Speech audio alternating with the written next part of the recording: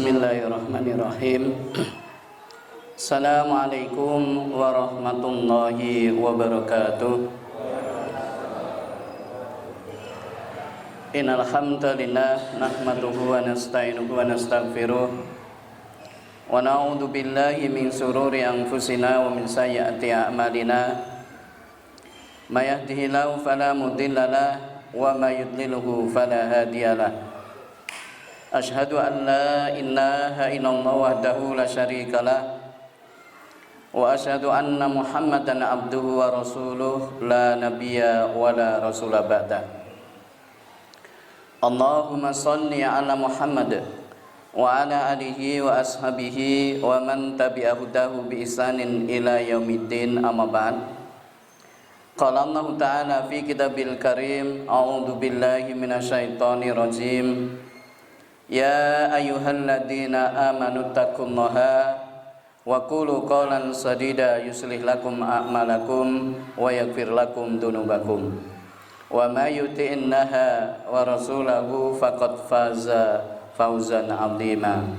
Al-ayah. Allahumma arhamna bil Qur'an.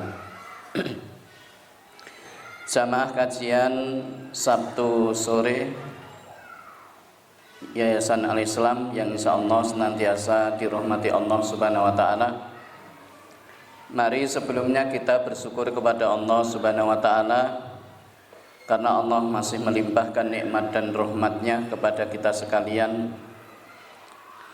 Dan di antara nikmat yang Allah limpahkan kepada kita, kita masih diberikan kemudahan oleh Allah Subhanahu wa taala untuk melangkahkan kaki kita menuju majelis zikir, majelis ilmu, taman surga. Semoga apa yang kita kerjakan di sore hari ini kita dasari semata-mata mencari ridha Allah Subhanahu wa taala dan menepati apa yang menjadi perintah dari Rasulullah sallallahu alaihi wasallam, sehingga kelak pada hari kiamat bisa memperberat timbangan amal kebaikan kita. Amin. Baik, untuk kesempatan kali ini kita lanjutkan kajian yang kemarin yaitu surah An-Nahl ayat 98. Kita ulang sebentar. Jadi di dalam surah An-Nahl ayat 98, fa idza qara'tal qur'ana fasta'id billahi minasyaitonir rajim. Maka jika kamu telah selesai membaca Al-Qur'an, fasta'id billahi minasyaitonir rajim, maka mohonlah atau berlindunglah kepada Allah dari setan yang terkutuk. Kemarin sudah kita sampaikan yang pertama berkaitan dengan hukumnya. Jadi hukumnya ada dua pendapat. Yang pertama wajib, yang kedua sunnah. Yang jumhur ini sunnahnya, karena ketika Rasulullah SAW mendapatkan wahyu surah Al-Kautsar, beliau ketika menyampaikan kepada para sahabat tidak membaca ta'awudz tetapi langsung ayatnya. Maka ta'awudz tidak wajib, yaitu sunnah. Kemudian tempatnya ada dua pendapat juga. Yang pertama di belakang. Jadi kalau sudah selesai membaca Al-Quran baru membaca a'udzubillahi minasyaitonirrajim. Tapi ini sedikit sekali ya. Yang jumhur ya di depan, karena alasannya yang namanya pelindung, tameng itu posisinya di depan. Kemudian bacaannya kemarin juga sudah kita sampaikan, ada beberapa bacaan ya. Yang masyhur yaitu a'udzubillahi minasyaitonirrajim, ada a'udzubillahi samiil alimi minasyaitonirrajim, ada asta'id billahi minasyaitonirrajim, dan yang lainnya. Kemudian fungsi, kemarin sudah kita sampaikan bahwa fungsi dari ta'awudz, jadi yang pertama untuk memposisikan pikiran dan hati kita dalam posisi yang terbaik, mengkondisikan. Syukur-syukur secara fisik itu juga dalam kondisi terbaik, suci, duduk menghadap ke kiblat. Meskipun ketika membaca Al-Quran itu tidak harus dalam posisi duduk menghadap kiblat. Sambil tiduran boleh, sambil layah-layah juga boleh, di bis sambil menikmati pemandangan, tidak bisa nih. nikmati pemandangan sambil baca bisa mboten? Ya kalau hafal bisa. Sambil lihat napa kanan kiri, mulutnya mengulangi bacaan Al-Qur'an bisa. Tapi paling tidak yaitu mengkondisikan hati kita dengan kondisi yang terbaik karena yang akan dibaca adalah Al-Qur'an. Kemudian yang kedua, agar tidak bercampur antara malaikat dan setan. Sebab ketika seorang muslim membaca Al-Qur'an, itu malaikat berdesak-desakan ingin mendengarkan juga. Maka agar tidak dicampuri setan, maka dibaca ta'awudz. Setannya biar apa? Pergi. Kemudian yang ketiga, yaitu untuk menghindari was-was dari setan. Was-was itu bisa berupa, kemarin sudah kita sampaikan, yaitu apa? Kesalahan di dalam membaca Al-Quran. Kesalahan membaca Al-Quran itu fatal. Orang beriman Yahudi, Nasrani, Majusi, man amila amalan sholihah, dia beramal baik, maka mendapat pahala. Maka ayat ini dijadikan dasar, ya semua agama itu sama. Padahal dijelaskan oleh Allah itu di dalam surah Al-Baqarah 167. Coba dicek nih. Maaf, bukan 167 nih. Jadi fa in amanu bimisli ma amantum bihi faqad ihtadaw.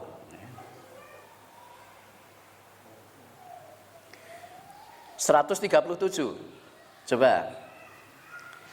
Fa in amanu bimisli, jika mereka beriman seperti iman kalian. Jadi fa in amanu bimisli ma amantum bihi faqad ihtadaw. Jika mereka beriman seperti iman kalian, berarti mereka telah mendapat petunjuk. Berarti bukan sembarang iman, tapi imannya seperti imannya orang mukmin, beriman kepada Allah, Allah itu satu, Rasulullah, menerima Rasulullah, beriman dengan Al-Quran, beriman dengan hari akhir dan seterusnya. Baru iman mereka diterima. Kemudian kita contohkan ya, ada ayat itu yang cukup populer, yaitu surah Ar-Ra'd ayat 11. Surah Ar-Ra'd, surah ke-13 ya. Ayatnya 11. Di situ di tengah nih, tengah ayat. Innallaha la yughayyiru ma biqaumin hatta yughayyiru ma bi anfusihim. Saya yakin ayat ini sangat terkenal ya. Coba ketika kita mendengarkan, mendapat ayat ini biasanya diartikan apa? Ma di situ. Sesungguhnya Allah tidak mengubah nasib satu kaum sampai kaum itu merubahnya sendiri. Atau sesungguhnya Allah tidak merubah keadaan satu kaum sampai kaum itu merubahnya sendiri. Dan jenengan juga terima nggih penjelasan seperti itu. Ditampi mboten? Jenengan ketika di pondok, di SD, di SMP, motivator. Ayat ini kan ayat senjatanya motivator. Jadi Allah tidak merubah kegagalan sampai orang itu merubah kegagalan itu dengan kesungguhan. Jadi Allah tidak merubah nasib seseorang sampai seseorang itu merubah nasibnya sendiri. Berarti kalau demikian tidak ada orang gagal. Sebab semua pasti berusaha merubah nasibnya. Tapi dalam kenyataannya ada nggak yang gagal? Oh banyak. Contohnya sinten? Jenengan. Waduh yang sudah sungguh-sungguh, maaf ya, berusaha keras sungguh-sungguh, ya ora sugih. Contoh misalnya ya, maaf ya, ada tukang bakul gentong. Pirsa bakul gentong? Hari ini ya, maaf mikul gentong. Hari ini kan yang menggunakan gentong itu sudah gentong lempung ya. Kalau gentong apa? Plastik kan banyak. Niku sudah bekerja keras, ya, mikul kadang sehari ndak aku. Maaf, sudah berusaha sungguh-sungguh pengen sugih, nganti mati ora sugih. Lah ayat ini harus pripun? Jadi kemarin kita jelaskan, coba nggih. Ma di dalam surah Ar-Ra'du itu dijelaskan oleh Allah di dalam surah Al-Anfal ayat 53. Dzalika bi annallaha lam yaku mughayyiran ni'matan an'amaha ala qaumin hatta yughayyiru ma bi anfusihim wa annallaha, saya buntute rodok lali ya. Buntute ayat rodok lali. Wa annallaha sami'un alim. Coba dicek. Al-Anfal ayat 53. Ma di situ bukan nasib, tetapi nikmat. Justru kebalikannya nggih. Sesungguhnya Allah tidak akan merubah nikmat yang Allah berikan pada satu kaum sampai kaum itu merubah nikmat itu. Jadi bukan nasib, bukan keadaan. Tapi apa? Nikmat. Coba dicek. Dibaca.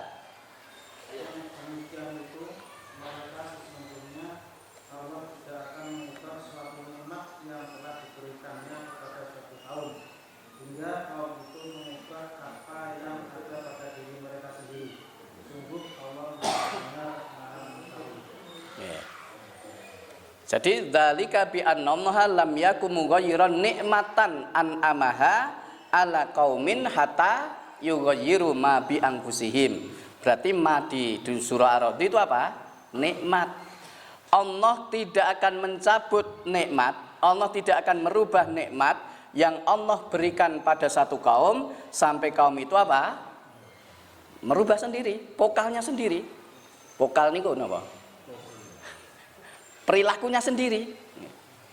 Contoh nih, contoh. Misalnya kita ketemu tunawisma. Tunawisma yen sini niku enten mboten? Yen bengi turu teng ngarep toko ngoten enten mboten? Sing kulino metu bengi. Jenengan ndak pernah keluar malam nggih? Berarti wong apik kabeh. Ngebar ngisak do turu. Jadi misalnya di kota-kota besar, itu kan di emper-emper toko banyak orang yang karena nggak punya rumah, dia tidur di depan emper toko atau di bawah jembatan atau di kolong tol dan sebagainya. Saya yakin ketika kita mungkin bertemu yang seperti itu, pasti ada rasa perasaan iba, kasihan. Tapi bisa jadi nggih, orang seperti itu malah lebih kaya saking jenengan. Kan beberapa waktu yang lalu kan ada nggih, tunawisma dirazia oleh Satpol PP, ternyata punya cek. Nilainya berapa? 1,3 miliar. Jenengan enten sing kagungan 1,3 M. M napa? Ember. Ya. Atau misalnya mereka benar-benar dalam keadaan miskin, kita kan melihatnya pas dia miskin, tapi proses sebelum dia miskin kita nggak tahu kan. Bisa jadi dulu dianugerahi nikmat oleh Allah, dan ini banyak kejadian. Dia anaknya orang kaya, anak tunggal, sehingga warisannya kan melumpuk, gitu. Jadi anak tunggal, wong tuane sugih. Akhirnya apa? Nah, Allah tidak akan merubah nikmat, Allah tidak akan menyabut. Ternyata akhirnya dia jadi miskin karena apa? Nggo main kalah. Omahe dinggo udu, sawahe dinggo taruhan, mobilnya dinggo, atau untuk maksiat yang akhirnya apa? Menghabiskan harta. Maaf, ada yang mungkin di hari tuanya susah. Kita melihat mungkin pas susah, tapi ketika Allah berikan waktu muda, diberikan nikmat berupa apa? Waktu luang. Waktu luang niku nikmat. Tetapi ketika waktu muda, waktunya nggih napa? foya-foya, males-malesan. Karena prinsipnya apa? Kecil dimanja, muda foya-foya, tua kaya raya, mati masuk surga. Kenyataannya rung mati wis sengsara. Karena apa? Pokalnya sendiri. Contoh kalau di dalam Al-Qur'an ya. Dulu ada sebuah negeri namanya negeri Sabak. Negeri Sabak niku teng pundi? Teng Cerak Temanggung, Wonosobo. Jadi ada penulis namanya Fahmi Basyah. Jadi kayak tulisan yo laris dulu, bukunya laris. Mungkin jenengan enten sing maca. Jadi Candi Borobudur itu peninggalannya Nabi Sulaiman. Nabi Sulaiman itu lahirnya teng Sleman. Ratu Bilqis kan bojone Nabi Sulaiman, salah satunya Ratu Bilqis. Ratu Bilqis itu saka Ratu Boko. Rada itu sithik nggih. Bilqis dadi Boko. Negeri Sabak kuwi Wonosobo. Gathuk mboten? Lho sak itu banyak yang terkecoh nggih. Jadi saya dulu ngisi di kajian di Miri nggih, mungkin 15 tahun yang lalu. Ya teringatnya saya karena kemarin saya ngisi di daerah Miri, tesih kemutan kula Pak. Lho sinten kula sing nderek pengajian jenengan 15 tahun yang lalu. Buku itu wah ini hebat ini, ternyata jebule otak-atik mato. Jadi sinten Nabi Sulaiman jare seka Sleman, rodok gathuk nggih. Sulaiman dadi Sleman, Ratu Bilqis dari Ratu Boko, Sabak dadi Wonosobo. Padahal negeri Sabak itu berada di Zaman, dan Nabi Sulaiman itu lahirnya teng pundi? Di Syam ya, kan di Timur Tengah, mboten teng Sleman. Saat itu teknologinya sudah maju. Diberi anugerah oleh Allah mampu menguasai teknologi bendungan. Jadi sebelum ada Kedung Ombok, Gajah Mungkur, waduk yang lain, negeri Sabak itu sudah bisa membuat apa? Bendungan, waduk yang bisa mengaliri ribuan hektar sawah. Saat itu negeri Sabak makmur, baldatun, thayyibatun, warabun, wafur. Tetapi digunakan untuk maksiat, hura-hura, kufur kepada Allah, akhirnya nikmatnya dicabut oleh Allah Subhanahu wa taala. Jadi innallaha la yughayyiru ma biqaumin hatta yughayyiru ma bi anfusihim. Itu bukan sesungguhnya Allah tidak akan merubah nasib satu kaum, tetapi yang dirubah di situ apa? Nikmat. Sesungguhnya Allah tidak merubah nikmat yang Allah berikan pada satu kaum sampai kaum itu merubah nikmat itu sendiri, yaitu dengan cara apa? Bermaksiat kepada Allah Subhanahu wa taala. Maka Ibnul Qayyim Al-Jauziyah beliau menjelaskan berkaitan masalah rezeki. Jadi rezeki itu kan ada pintunya bisa terbuka, tapi pintunya bisa juga tertutup. Yang bisa membuka pintu rezeki, yang membuka dulu yang pertama, yaitu apa? Banyak istighfar. Jadi banyak istighfar. Yang kedua, yaitu apa? Zikir pagi dan petang. Zikir pagi dan petang. Kemudian banyak sholat sunnah. Jadi banyak sholat sunnah, zikir banyak istighfar, zikir pagi dan petang, kemudian qiyamul lail.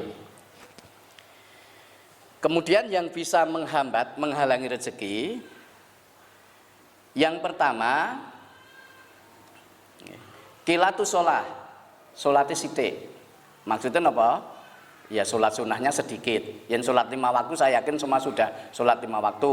Tapi kalau sunnah, sholat sunnah Lah itu masing-masing kita berbeda-beda. Jadi yang pertama apa? Qilatus shalah. Kemudian yang kedua, tidur di pagi hari. Tidur di pagi hari ini berarti cerminan apa? Esok-esok turu, cerminan apa? Keset apa males? Oh podo. Misalnya, enten tukang. Ada orang butuhkan tenaganya, jam 8 moro ning omah. Ketika di rumah isih turu. Ini perasaannya pripun? Ya, nilainya kan tidak napa? Atau gini nggih. Ini pengalaman dari kenyataan nggih. Ada lagi den tukang niku digunakake terus. Karena sregep nggih. Misalnya kerja di desa itu misalnya jam 8 nggih. Sebelum tukangnya datang dia sudah datang. Mempersiapkan, nyaring pasir dan sebagainya. Kalau pulang tukang wis mulai ya resik-resik, mulai keri dhewe. Sehingga napa? Banyak sing seneng. Tukang juga demikian. Tapi juga ada tukang nggih sak taplek, sak napa? Teplokan ngejak omong karo tuan rumah. Engko itu sak teplokan ngerokok, itu sak teplokan ngombe. Nah ini kejadian nggih temen ngundang tukang seperti itu, akhirnya napa seminggu bahane ra dikirim lagi, ra ndak ambil. Karena tujuannya napa? Nggo menghentikan. Anu ora isik bahane entek. Mergane napa? Males. Tidur pagi. Kemudian yang berikutnya khianat. Napa khianat? Khianat itu ya tidak amanah, ngapusi, melindani janji. Orang dipercaya itu karena amanah. Sekali dia ketahuan berbohong, ngapusi, melindani janji, ya sudah itu jadi blacklist. Ya kalau misalnya contoh ada proyek besar, misalnya di Medan tuh ada taman kota didesain ya aneh-aneh nggih, didesain pocongan. Ini malah medeni napa malah jadi didesain yang malam itu ya kayak pocong gitu ya. Tapi ternyata dari waktu yang ditentukan dan kualitas yang ditentukan tidak sesuai. Waktune ora rampung, kualitasnya rendahnya ya dibongkar semua. Akhirnya di blacklist. Karena napa? Khianat, tidak amanah, ngapusi. Kemudian yang keempat yaitu apa? Ya tidak zikir pagi dan petang. Jadi kembali ke surah An-Nahl tadi nggih. Masih banyak sekali nggih. Coba kita buka surah Fatir ayat 32. Jadi kalau sudah kesalahan di dalam memahami itu bisa karena kebodohan, tapi bisa karena disengaja. Contoh yang disengaja. Kemarin misalnya nggih, siapa? Aminah Wadud yang kemarin dicontoh oleh Az-Zaitun, yaitu sholat napa? Sholat imamnya perempuan, jamaahnya laki-laki perempuan dicampur tapi ora wani cerak. Jadi ada jaraknya. Tur yo pisan kuwi tok. Salat 5 waktu enggak dipraktekkan. Kalau seandainya salat 5 waktu dipraktekkan ala seperti itu, kinten-kinten jadi salat enggak. Jadi misalnya mriki nggih, niki masjidnya jenenge napa? Masjid Ar-Rahmah. Oh Ar-Rahman. Imame ukhti napa akhwat? Lho kadang kita itu kan ora mudeng bahasa Arab, ketok bahasa Arab jane keliru. Ukhtun itu kan satu. Akhwat jamak. Ini tadi nanti akan ada akhwat ta'aruf kalih jenengan. Dinteni mung siji tok. Kudune kan 4 langsung gitu ya, wong akhwat gitu ya. Atau minimal 3. Kok siji? Harusnya napa? Ukhti. Akhwat itu kalau sudah besar, kalau masih kecil ya akhwat kecil kan tadi. Jadi ada ukhti ngimami. Terus jamaah selang-seling, laki-laki perempuan, jejer rapet. Kinten-kinten sida salat mboten. Wis kira-kira wae. Malah gojek nggih. Idak-idakan sikil gitu ya. Ora sida salat malah ya gojek nggih. Itu sudah dulu diawali siapa? Aminah Wadud di Amerika salat Jumat. Tetapi tidak ada satupun masjid yang mau digunakan eksperimen seperti itu. Ternyata yang mau apa? Tempat ibadahnya agama lain. Tor ya omong sekali itu saja, karena tujuannya apa? Membuat kegaduhan. Ada namanya Irsyad Manji. Irsyad Manji nggih, tujuan sebuah pernikahan itu sakinah, mawadah, warahmah. Betul napa betul? Betul. Maka sering disebut keluarga samara. Wah, niku bahasa Indonesia dan itu tidak masuk singkatan. Pak Guru bahasa Indonesia. Dan itu tidak masuk singkatan. Wah itu kan dan, berarti samara. Tapi ada satu yang justru sering tidak tersampaikan. Jadi kalau saya mengisi waliman biasanya bukan samara, tapi asmara. Masih ingat nggih? Kan kita berdoa, Rabbana atina fid dunya hasanah wa fil akhirati hasanata wa qina adzabannar. Baik dunia akhirat niku sing pripun? Sukses dunia dan akhirat. Kan Rabbana atina fid dunya hasanah wa fil akhirati hasanah. Niku pripun? Jenengan pas ndonga niku sing teng gambarane jenengan pripun? Ning dunya sugih, ning akhirat mlebu surga. Wis jujur ngoten mawon nggih. Sukses itu kan sugih. Padahal kan Rasulullah menjelaskan ya, arbaun man utiyahuna faqat utiya khairat dunya wal akhirah. Ada 4 hal, barang siapa yang diberi 4 ini, dia sudah diberikan kebaikan dunia dan akhirat. Yang kita minta apa? Yang pertama, kolban syakiron. Yang kedua, lisanan dakiron. Yang ketiga, al-badana alal balai sobiron. Sabar ketika diuji. Yang ketiga, yang keempat ini, suami istri pasangan hidup yang tidak berkhianat dalam masalah diri dan hartanya. Berarti napa? Amanah. Lah justru ini yang jarang disebut. Jadi amanah, sakinah, mawadah, warahmah. Singkat asmara. Amanah, sakinah, mawadah, warahmah. Tapi selama ini baru samara. Ketoke ayam tentrem ning ane ilang. Jadi ane justru banyak yang hilang. Yaitu apa? Amanahnya. Jadi dia mengatakan ya, Irsyad Manji, tujuan pernikahan adalah sakinah mawaddah warahmah. Maka kalau pernikahan sesama jenis bisa menumbuhkan sakinah mawaddah warahmah, itu ndak apa-apa. Lo pakai ayat nggih. Jadi pernikahan sejenis, laki-laki dengan laki-laki, perempuan dengan perempuan. Kalau sakinah, mawaddah warahmah itu boleh. Ini narasi yang indah mboten? Indah, tapi gurur, menipu. Wong binatang saja itu ndak ada yang LGBT kecuali babi. Jadi ada eksperimen, ada eksperimen. Pitik jago loro karo babon siji tarung, ngerebutke babon. Wedhus jantan 2 dengan babon siji, jantan 2 tarung sik ngerebutke babon. Babi jantan 2 babon siji ora padu, telu-telune uyel-uyelan.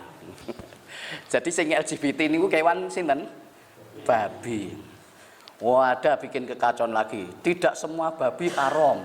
Aneh-aneh.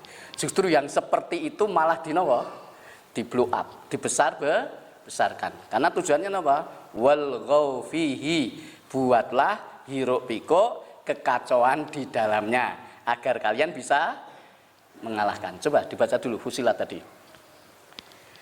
Tadi sudah dibaca belum? Yang sudah nggih, dan berkata orang-orang kafir tadi. Oh, belum. Coba Fusilat surah ke-41 ayatnya 26.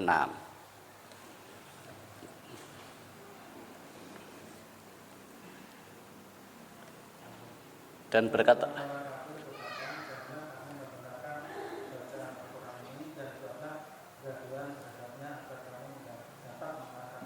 ya, wal ghaufi, buatlah kegaduhan, kekacauan.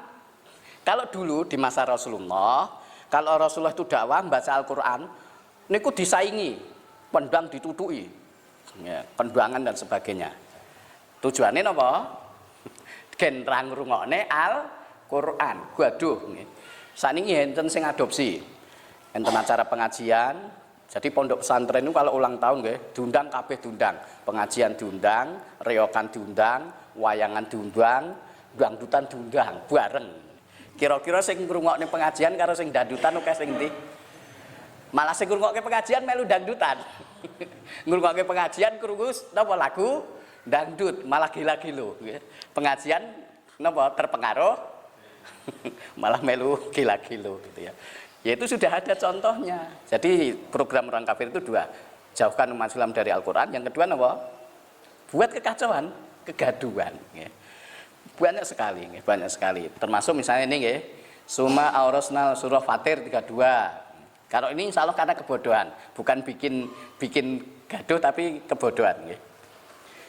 Kemudian kami wariskan Al-Qur'an itu kepada hamba-hamba kami yang terpilih. Faminhum dhalimul linafsi, muqtasid, sabiqum bil khairat. Ini sudah pilihan Allah, tiga-tiganya pilihan Allah. Dan tiga-tiganya akhirnya masuk surga. Dhalimul linafsi akhirnya masuk surga juga. Muqtasid pertengahan dan sabiqum bil khairat biidznillah itu langsung. Sedangkan dhalimul linafsi itu melalui proses di neraka, tapi akhirnya masuk surga. Tapi pernah ada ustadz menyampaikan pertengahan itu adalah orang munafik. Jadi muqtasid, jenengan punya ustadz muqtasid. Artinya apa? Jeneng munafik mosok dienggo jeneng gitu. Ini mudeng bahasa Arab apa ora? Karena apa? Ternyata terpancang pada kata-kata pertengahan.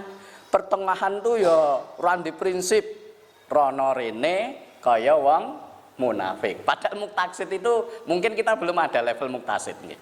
Rata-rata ya semoga dhalimul nafsi, tapi nanti prosesnya diampuni oleh Allah. Jadi nggak usah napa mengalami di neraka. Dhalimul nafsi tapi diampuni oleh Allah Subhanahu wa taala. Dan lucu itu nggih. Jadi saya mendengar dengan telinga saya sendiri nggih. Jadi kan Pak Ustadz itu selalu membagi manusia jadi dua. Sing abot timbangane ning surga, sing enteng timbangane mlebu neraka. Lah Allah kan bagi manusia. Lah ya ayat ini yang disampaikan, Allah membagi manusia menjadi tiga. Muqtasid, dhalimul nafsi, muqtasid, sabiqum bil khairati biidznillah. Lah ini gimana Pak Ustadz? Dhalimul nafsi masuk neraka, kekal. Sabiqum bil khairati biidznillah masuk surga, kekal. Sing pertengahan rasah dibahas. Ilmune ra gathuk. Karena konsep awal sing abot mlebu surga, sing enteng mlebu neraka. Kok enek sing tengah-tengah, imbang. Nah kalau nanti ditimbang amale imbang teng pundi niki? Di Al-A'raf. Dihukum, disanksi oleh Allah batas antara surga dan neraka. Noleh neng surga, yo ngerti surga, noleh neng neraka ngerti neraka. Pas noleh neng neraka niku nangis mboten? Nangis, ya Allah ampun kula dilebetke nggih. Pas noleh surga pengen. Dadi mungkin yang jenengan setelah ngaji somben, misalnya aku ditimbang imbang neng Al-A'raf, aku tak ramengo neng neraka. Wis mengo neng surga. Jangankan deh, teng donya mawon gitu. Misalnya jenengan nyepeda, nggih, nyepeda, kanan niku enek jurang. Wis neng ati itu rasa ngulatke jurang. Pas ngepit melirik mboten? Ngelirik juga itu.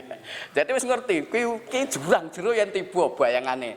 Tetapi ternyata napa? Hati mengatakan jangan melihat, ternyata napa jek ngelirik. Pas ngelirik kepleset. Akhirnya napa? Ya gambarannya seperti itulah, nggak bisa. Aku tak ngulat ke surga wae, wong itu hukuman dari Allah. Tetapi akhirnya napa? Masuk surga. Jadi monggo Bapak Ibu sekalian, jamaah kajian Ahad Sabtu sore nggih. Jadi program orang kafir tadi dua, napa? Menjauhkan umat Islam dari Al-Qur'an, yang kedua membuat napa? Kegaduhan. Nah, kegaduhan ini bisa kita sadari kalau punya ilmu. Kalau nggak punya ilmu, kan titelnya dur-dur, Pak. Doktor yang mengatakan semua agama sama, inna dina indallahil Islam itu doktor. Dokter itu kalau kuliah S berapa? S3. Kuliah pinten tahun niku? Suwe banget ini ya. Khususnya surah Ar-Ra'd itu tadi nggih, berarti yang selama ini kita terpola, Allah tidak merubah nasib, ternyata ma di situ bukan nasib tetapi napa? Nikmat. Jadi Allah tidak akan mencabut nikmat, Allah tidak akan napa merubah nikmat kecuali ya karena pokali dewe, karena napa perbuatannya sendiri. Aku lu kali hadza fastaghfirullah li wa lakum wa akhiru da'wana anil hamdulillahi rabbil alamin. Assalamualaikum warahmatullahi wabarakatuh.